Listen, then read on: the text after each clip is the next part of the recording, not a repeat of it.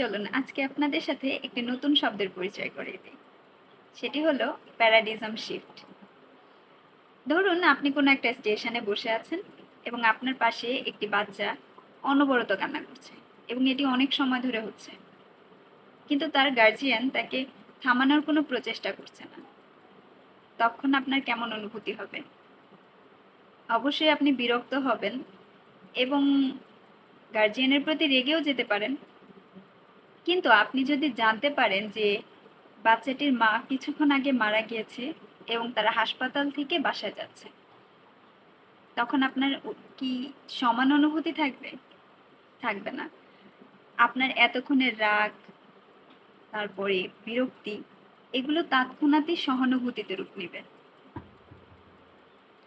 হয়তো দেখা যাবে যে তখনও বাচ্চাটি কান্না করছে, কিন্তু আপনি বিরক্ত হচ্ছেন না, বরং আপনার হৃদয়ে কোমলতা অনুভব করছেন।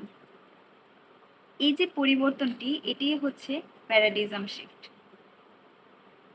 আর এই প্যারাডিজম শিফটের মাধ্যমেই আপনি আপনার জীবনের অনেক নেগেটিভ চিন্তাকে পজিটিভিটিতে পরিবর্তন করতে পারেন।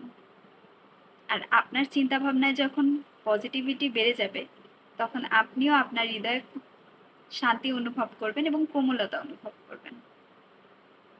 আপনার মধ্যকার হতাশা এবং দুশ্চিন্তা, এগুলো সহজেই আপনাকে আক্রান্ত করতে পারবে না।